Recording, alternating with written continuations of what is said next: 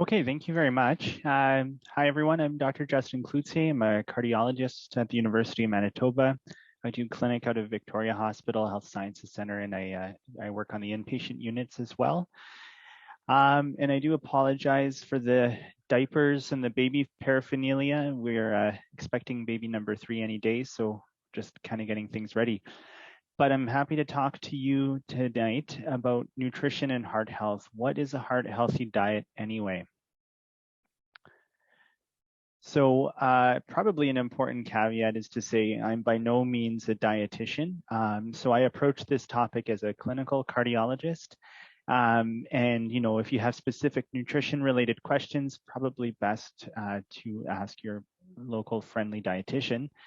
But what I hope to do in the next half an hour with 15 minutes to answer questions is to explore some of the more scientific evidence for what is and what isn't heart healthy. You know, there's a lot of things that you read on Google about what might be good for your heart, what's not good. And what I hope to do is present to you the most distilled, scientifically proven heart healthy diets and heart healthy foods and approaches to eating. And so with that in mind, I wanted to look at some of the more popular diet trends and whether or not they are proven to be heart healthy or not. And then finally, we're going to look at the Canada Food Guide and try to approach a more holistic approach to nutrition and you know, try and appreciate that healthy nutrition isn't just about food. It's how we eat it. It's how we think about food, how we share food. So thanks for having me. So we're going to talk about some of the common diets and their potential effects on heart health. I'm specifically going to focus on the Mediterranean diet, the DASH diet, the keto diet, simple calorie counting and calorie restriction, something that's as old as time itself, but has been more popular lately is intermittent fasting or time-restricted eating. And then finally, look at the most recent Canada Food Guide, which I think is really quite good. So first, I wanted to address the ketogenic diet. So perhaps many of you have heard about the keto diet. You know, it's been certainly popular in the last few years, and certainly many people have good results from it. So the foundation of the keto diet or ketogenic diet is trying to induce something in your body that's called ketosis. So the traditional human diet tends to be higher carbohydrate intake, whether they're complex carbohydrates or simple carbohydrates. And how that works is you eat mostly carbs, your pancreas secretes insulin, insulin, the breakdown carbohydrate the body uses for energy. Insulin works as almost like a key and allows glucose to shuttle into our cells where it's used to produce energy. Now, for the keto diet, we try to flip that equation to some extent. We try to minimize your carb intake where you actually, in fact, eat mostly fat. So your body's not able to use the carbohydrates in your bloodstream to the same extent for that energy. And instead, you actually have enzymes that are called lipase that breaks down your stored fat. Your fatty acids travel to the liver. And there's a lot of complex biochemistry in here that I don't get into, but at the bottom line is that your liver from these fatty acids produce something called ketones, which are then used for energy. So it's fundamentally shifting your metabolism from more of a glucose-oriented metabolism to something called ketosis, where your body's using ketones or the breakdown products of fat. So how do you do this in practice? It's very low carbohydrate, and we'll get into what this actually looks like, but you restrict yourself to 20 to 50 grams of carbs a day. It's very high fat. So they actually recommend when you're starting to restrict to basically no carbohydrates. It's very hard to restrict yourself to less than 20 grams. And to ensure that your body actually goes into ketosis. And the really diehard people will even get these little sticks that you can dip into your urine to see if you're producing ketones, because if you're using ketones, it will come out in your urine. And if you know anyone who has type 1 diabetes, this is something that they commonly use. So just to compare, Canada Food Guide recommends the following breakdown between your macronutrients. Macronutrients means your intake of carbohydrates, proteins, and fats. So they do still recommend that your intake is largely more complex carbohydrates, next followed by proteins with less emphasis on fats. But in the ketogenic diet, this is flipped completely, so that they recommend your fat intake is 80 to 90% of your daily energy intake, and that your carbohydrates are very, very restricted. So what does this actually look like? So Canada Food Guide, 140 grams of carbohydrates a day looks something like this. You can see there are 3.5 hamburger buns here. So this is what 140 grams of carbohydrate a day looks like. What does 20 grams look like? It's half a bun. So it's quite a bit less when you're looking at what a keto diet is prescribing. Another way to look at it is 2 small cookies, a little bite of a popsicle here. But what about the fat side of things? So 100 grams of fat a day is taking 10 tablespoons of butter a day. It's taking 2 cups of whole fat yogurt a day, or sour cream, or 30 slices of bacon. So when I first heard about the keto diet, I was all on board. If I can eat 30 slices of bacon, sign me up. And if you look on, Dr. Google, this is an article from Healthline, which isn't necessarily bad, but at first glance, there appear to be lots of apparently good health benefits. And so, this article here says it has a benefit in heart disease, that it can improve body fat, HDL, cholesterol, blood pressure, blood sugar, that it might be a helpful adjunct in treatment of cancer, that Alzheimer's disease could be slowed, epilepsy, Parkinson's. It seems like a wonder diet when you start reading about it. Now, it's not to say that that isn't all necessarily true to some extent, but there are varying degrees of strength of evidence to support some of these claims, and the degree of benefit is not necessarily as strong as you might think. Now, the one thing where it is, quite clearly evidence-based is in the treatment of certain forms of childhood epilepsy.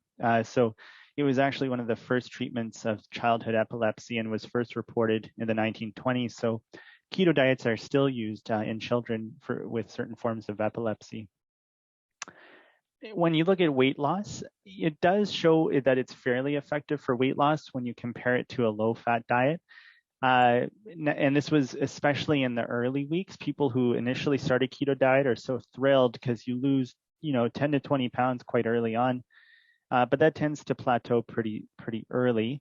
And part of that is that you do lose quite a bit of water when you're in a state of ketosis. It almost acts like a diuretic effect to some extent. Now, although there are purported benefits with regards to the heart, I will caution that there are no direct studies that look at the cardiac risk and benefit of a keto diet. When you read about the cardiovascular benefits of a keto diet, it's based on studies that have looked in changes in your cholesterol profile when you're on a keto diet. And even then, it's been kind of a mixed bag, to be honest. So the data do suggest that you do decrease your triglycerides to some extent. However, you do increase your HDL, and which is good. That's your quote unquote good cholesterol. But if anything, it does seem to increase your low density lipoprotein, or your LDL cholesterol, which is your cardiologist will say is the bad cholesterol, quote unquote. So it's not completely clear. And not everyone should go for keto at all. There's certain people who absolutely should not go under a keto diet. People who have liver disorders, people who've had pancreatitis or inflammation of your pancreas, certain patients who have disorders of fat metabolism. These are all quite rare, to be honest. Carnitine deficiency, pyruvate deficiency. You would know about this since you were a kid. If you had it, this is not something you can survive into adulthood without knowing that you have it. And porphyria is extremely uncommon as well. You would almost certainly know you have porphyria. But in terms of what are other common conditions where you should be cautious and really talk to your healthcare providers about, certainly if you're pregnant, there carries a risk. There's rare cases of ketoacidosis. That's a condition where the ketones accumulate so much in your body that it actually results in a buildup of acid and can make you quite sick. So in pregnancy, probably shouldn't go for it. If you have a history of severe infections, if you've had pancreatitis, like we've said before, patients with diabetes, it may be safe. It just requires very diligent monitoring of your glucose levels. You'll likely really need to cut your insulin or your diabetes pills. And if you are going to be doing a keto diet with diabetes, really should follow with a dietitian and get referred and see one before you embark on that diet. It may make things like constipation worse. If you have a history of diverticulosis or diverticulitis, maybe not the best idea. Furthermore, if you've had kidney stones, if you have a history of low blood pressure, maybe not a great idea. If you're using water pills or diuretics, like I said before, if you go on the keto diet, you often lose a lot of water weight right up front. And so you may need to reduce your diuretics. And certainly if you already are malnourished or anorexic, this is not the diet for you. What about simple calorie restriction? I think when many people start looking at their nutrition, one of the most obvious places to start is counting calories and trying to reduce your caloric intake. One of the bigger studies was published just 3 or 4 years ago. It was cleverly called the Calorie Study. And they randomized patients to either a prescribed restricted calorie diet or a control group, and they followed these people over time. Now, this may track with your personal experience of trying to reduce your calorie intake. Only half of the patients in the calorie restriction group were actually successful in reducing their calorie intake. And they weren't going for anything crazy. It was just about a 25% reduction, which, in most adults would be approximately a 500 kilocalorie reduction or so. Now, in those in that group, though, they did find that it was successful. They, on average, lost about just under 20 pounds, 3 inches off of their waist. It was good. Certainly, their cholesterol profiles improved, their blood pressure improved. Now, and this is a common theme in many of these studies, is that they didn't really look at heart outcomes. In other words, they didn't try to see if there were fewer heart attacks, if there were fewer strokes, deaths, etc. So, while it's reasonable to assume that weight loss, improving your cholesterol profile, improving your blood pressure will ultimately result in better heart outcomes, we don't know for certain. Next, I want to talk about the Mediterranean diet. It's probably the oldest diet that I'll talk about today. And because of that reason, it's really the most well-studied and has really the highest evidence in terms of what you can do to improve your heart health. Now, when I think of Mediterranean diet, I'm thinking, well, pasta, that's awesome. I can just eat lasagna all day. Turns out that's not exactly what a Mediterranean diet looks like. What it really boils down to is a more traditional Mediterranean diet that was more common in Italy, Greece, and other Mediterranean countries in more like the 1950s, 1960s. So a lot of olive oil, a lot of fruit, a lot of nuts, vegetables, cereals, moderate intakes of nice fish and poultry. I should say poultry there. And less intake relatively of dairy products, less red meat, less processed meat, and less sweets. And maybe you'll be happy to hear wine is part of the deal as well. So moderate intake of wine.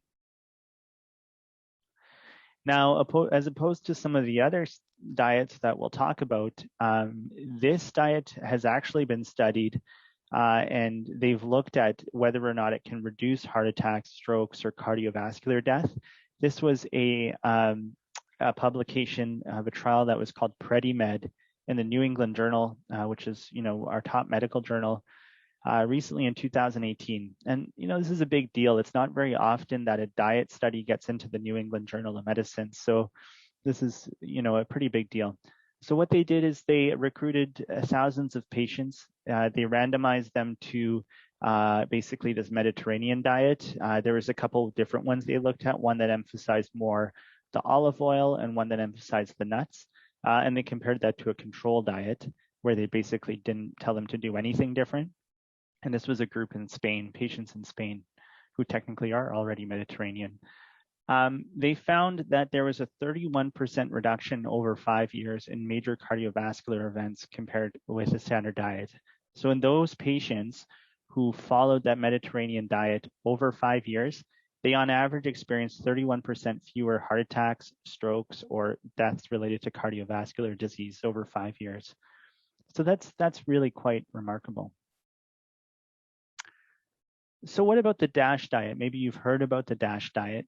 DASH stands for Dietary Approaches to Stop Hypertension. What the DASH diet emphasizes is intake of lots of vegetables, lots of fruits, low-fat dairy foods, moderate amounts of whole grains, fish, poultry, and nuts. Another thing that they emphasize is limiting your sodium intake, and they recommend generally about 2,300 milligrams of sodium intake per day, or less than that. Furthermore, they do prescribe a limit of alcohol. So for men, no more than 2 drinks per day, and for women, no more than 1 drink per day. And the real reason, the whole thrust of this diet is to manage hypertension. And that's especially why the sodium and alcohol is emphasized, because we know that limiting your alcohol and salt intake is very important for managing high blood pressure. So this is one of the other few studies that has been looked at, and not just what I call surrogate endpoints, meaning only looking at things like changes in blood pressure, weight, cholesterol, which are all good. This was one of the other diets, in addition to the Mediterranean diet, that actually followed patients, and they looked at whether it actually resulted in fewer deaths, whether there was less cardiovascular disease, and it had a pretty good result as well, nearly a 25%, 22% reduction over time in some studies. So again, one of the few proven diets as well. Now, something that I got tuned into over the last couple of years, and certainly became more popular in my circles, was intermittent fasting. Intermittent fasting is probably the oldest diet known to humanity. You know, it's present in the Bible. In all major religions, fasting is in some way a part of it. And it's similar in many ways to the keto diet when you think about it. Basically, you're taking long stretches of time where you experience what's called a metabolic switch, where you're no longer using glucose, and instead you're switching to ketones and fatty acids as a fuel source.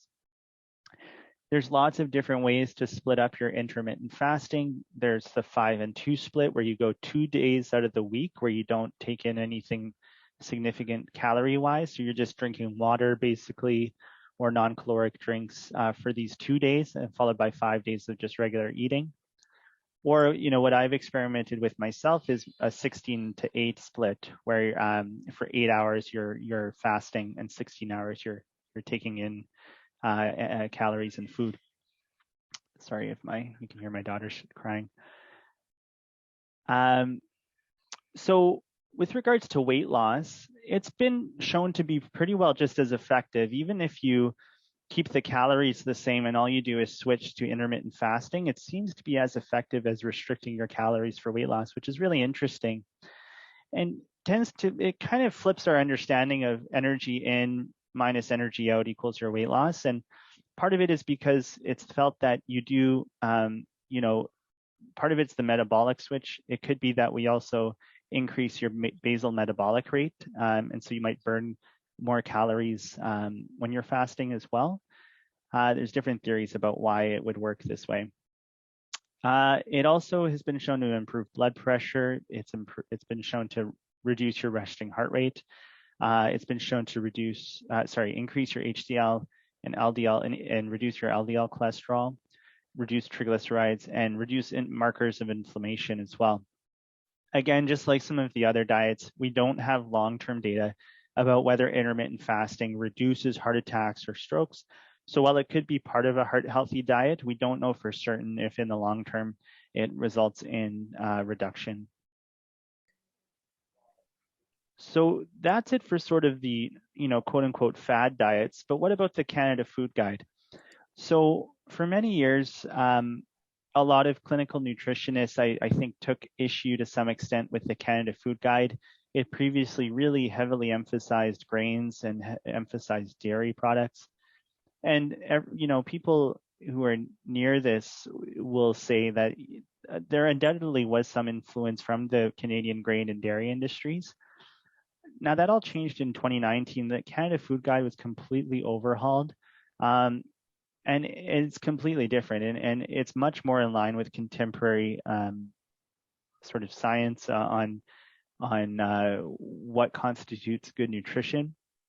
So, for instance, they did away completely with food groups. We don't talk about a food pyramid anymore. We talk about more portions and how you want your plate to look. So, on this plate, you can see that half of it is a nice mix of vegetables and fruit. A quarter is a mix of healthy proteins. And then a quarter sort of nice complex whole grain foods. And they recommend making water the drink of choice.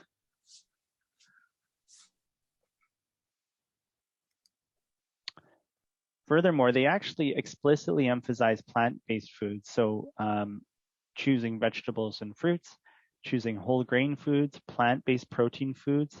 And if you are choosing meat, to choose leaner meats like cuts of fish, chicken, and leaner proteins.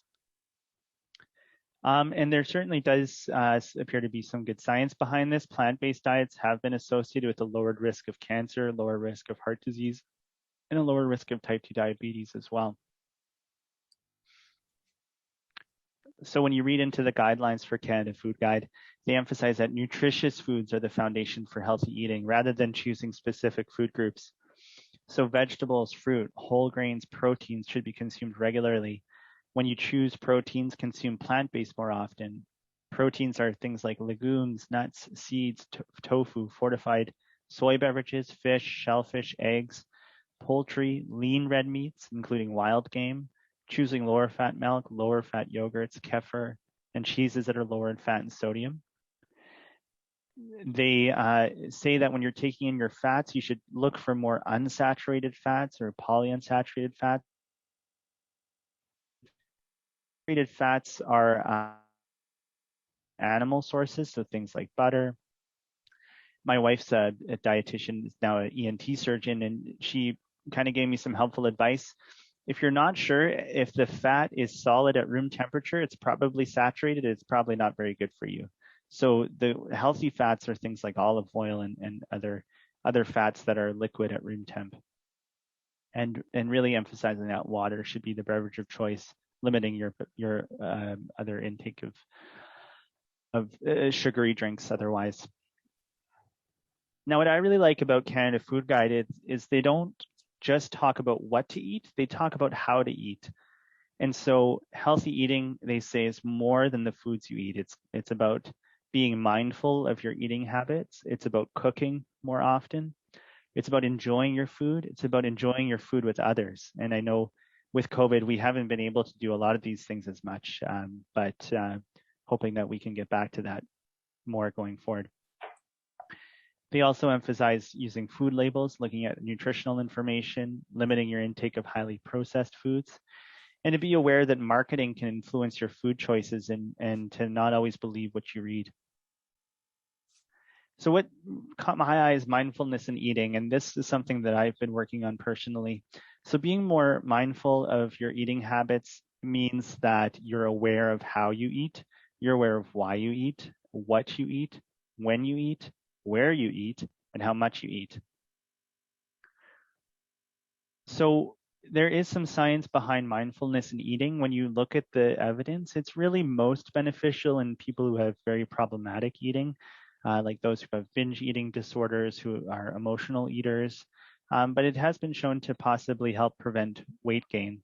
And so a classic example of this is a study where they put participants either in front of a TV or in front of another person, and they put a plate of pizza in front of them. And they found that when you were eating and just watching TV and not paying attention to what you eat, participants ate almost twice as much pizza compared to those who were sharing food with others. So it's important just to be mindful of what you're eating, enjoy it, and enjoy it with others. So how could you be more mindful? So they recommend creating a healthy eating environment. basically you want to make the healthy choices the easy choices. If you've got bags of chips and cookies in the cupboard and nothing healthy to eat on hand in a pinch, you're more likely, going to reach for the easy stuff. So try to have healthy snacking options and foods at your disposal. They recommend using your senses, and I'm so bad for this. My wife always has to remind me, slow down, actually think about what you're eating, but pay attention to what you smell, the texture, the flavor, the taste, what do you like?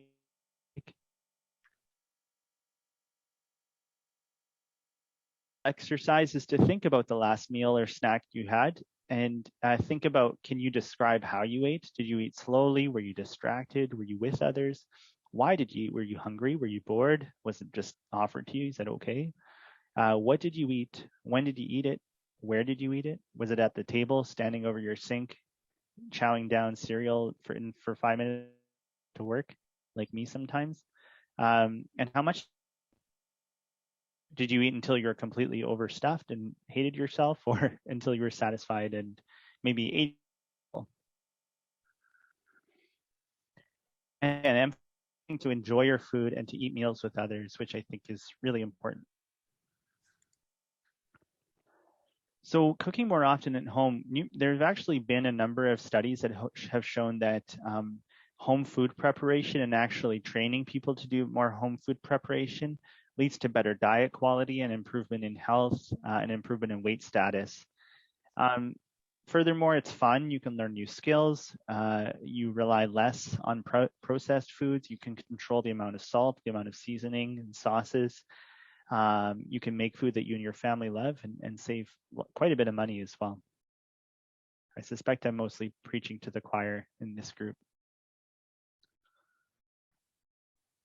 So this is something we're working on at home, but how to cook more at home.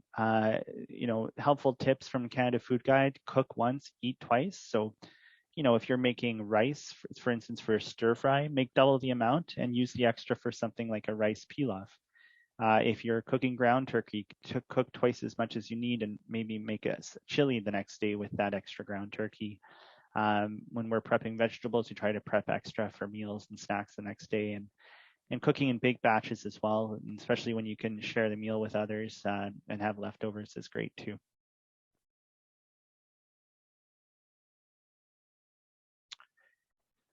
So to put it all together, what exactly is a heart healthy diet? I think what's important to emphasize is there's no one single healthy way to eat. Across all of these diets, except for maybe the exception of keto and fruits, which would not be fit necessarily nicely into a keto diet, really the emphasis is on produce, vegetables, and to a lesser extent, fruit. I think that's clear no matter what diet or nutritional approach you're taking. What's definitely clear as well is water. So drinking water is your go-to drink. I will say though that, there's absolutely no evidence that coffee or tea is harmful, largely, especially in moderate amounts, except for when you add the sugar and cream. So trying to avoid those if you can. And including along with produce, vegetables, and fruits, lots of healthy protein, and probably emphasizing a plant-based diet is helpful as well. Not that you can't eat meat, but perhaps cutting down on your red meat would be helpful. When you do choose meat, as I've said, try to go for fish, leaner meats, chicken, etc. Less red meat, less processed meat. Some of you may have heard that processed meats, like things like hot dogs, have actually now been listed as a class 1 carcinogen in the US. So that was a bit of a controversial. This thing is already going, but reducing your processed foods overall is a good idea. And I think what's important, probably just as much of all of this, is enjoy your food. Cook more at home, eat socially, be mindful about what you're eating, and just love food. Oh, this is not what I... So that was it. We've finished 7:32, left about 10-15 minutes for questions if I think they're supposed to come in through the chat box. Oh, what happened? I just lost my screen. Okay, well, I'm in here. Oh, hang on a second. So thanks, Justin. That was a great talk. If you have a question, I'm going to ask you to use the chat box just so that everybody can maybe see and hear kind of what's going on. Some of you came in a little bit later, so if you wanted to see the talk again, we'll have it up on our site for a couple of days, just in case you missed it. And again, it's been on our Facebook being live. So if anybody has any questions, again, I think you can add them in the chat box. I think it was a lot of really good information. Sometimes I find with nutrition, we hear parts of it and we go, yeah, we know that. And then we have to hear it a few more times to kind of figure out how we're going to implement it, right? And we're all going to have a new approach to making our meal plans. And we're not going to sit in front of the TV tonight and eat mine with, without considering what's going in our mouth. I know I'm guilty of that as well. So without any other further ado, I'm looking to see if anybody's got any questions. I can see lots of your faces. And I just am so excited to see everybody. That's the biggest thing. This is our last Fit Talk for a couple months anyway. So we've gone pretty good. We've gone pretty strong since November. We've had lots of really great presenters. I want to take the opportunity to thank the Johnson Group for their support and helping us launch this virtual series. So we've had to pivot and try some new things during all of our closures and open and closures and back and forth. I want to thank all of you for sticking with us this entire time. There's some loyal listeners out there and some very familiar faces, and it's great to see everybody, and a nice wave to everybody. We miss you. We hope we can see you on site very, very soon. And a huge thank, Justin, you get the brunt of this, to all our presenters. So all of the presenters that we've had cross Canada presenters join us and share all their kind of wealth and knowledge about various health and wellness and fitness and cardiac and the topics are endless, nutrition topics, and we can't express our thanks enough to them. We're hoping to just have a couple months break. Hopefully the weather's nice, everybody can take an opportunity to get outside and be safe. And hopefully when we rejoin you in September, we'll be in a different situation and we'll have a different outlook on how we're dealing with things. So you can take all the information you've gotten over the last little while and we'll kind of go from there. There is one quick question here. There's a couple. How good or bad is alcohol for heart patients, Justin? Yeah, that's a great question. So, lumping heart patients all together, I'll try to split it into some of the common heart disease problems I deal with, and then I'll try to just say some general health guidelines. So for someone who's had a heart attack, who has coronary arteries, there really isn't any amount of alcohol that will worsen your coronary arteries. Now I'm going to save for the end. That doesn't mean you can drink whatever you want, but just to say that alcohol itself doesn't necessarily predict risk of a heart attack. Now, in an indirect way, it can, because heavy alcohol use is linked to high blood pressure. And if you have uncontrolled blood pressure, that in and of itself is a risk. So that's heart artery disease or atherosclerotic heart disease. For heart failure patients, there are some people who don't drink, perhaps in their mind that much, 2-3 drinks a day, who can actually develop heart failure just from alcohol use itself. And so it becomes a lot more variable. So in some patients where we don't have a clear diagnosis for why they have heart failure, if they had, moderate alcohol intake, we'll tell them generally to limit their alcohol intake. Furthermore, there's some patients who have atrial fibrillation or atrial flutter. We know that alcohol can be a trigger for that as well. And so in some patients who are having a lot of AFib that seems to be related to alcohol use, then that is an area where you can try to cut back and see if it helps reducing your burden of AFib. Now, in general, though, it's still recommended that for adult males that you drink no more than 1 or 2 drinks per day, no more than 14 in a week, and for women, no more than 1 drink a day or about 7 to 9 in a week added up. So you can't lump them all together and have all 14 drinks on Friday, as much as I'd like to. So you should try to limit your binge drinking as well, which is generally defined as 4 to 5 drinks in a sitting. Try to limit the amount of binge drinking. So, in summary, it appears to be what we call a J curve. It does appear that some moderate alcohol intake, depending on what studies you look at, are associated with better health outcomes. So for instance, in the Mediterranean diet, wine is part of it.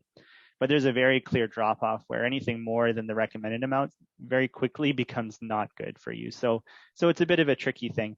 We don't recommend that people who aren't drinking to start drinking, but people who currently drink, if they can keep it moderate, that's going to be what's healthy for your heart. Somebody asked if you could just re-explain the 16-8 intermittent fasting. Yeah, so there's different schedules for intermittent fasting. So generally when you read about it, 8 hours is generally what's thought to be the minimum amount of time before you'll start to, I've mixed up the fasting. So it's generally thought at least 12 hours that you need before you'll experience any ketosis. So in the 16-8 schedule, you actually have 16 hours of fasting and only 8 hours where you're actually eating. So you generally need about 12 to 16 hours to induce ketosis.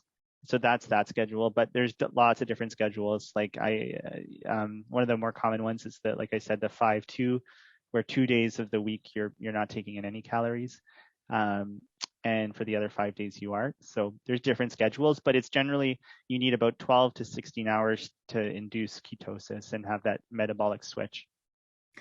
From all the diets that you discussed with us tonight, it sounds, and someone's asking this question, it sounds like the Mediterranean diet's probably the most recommended one for reducing cardiovascular risk and events. Is that correct?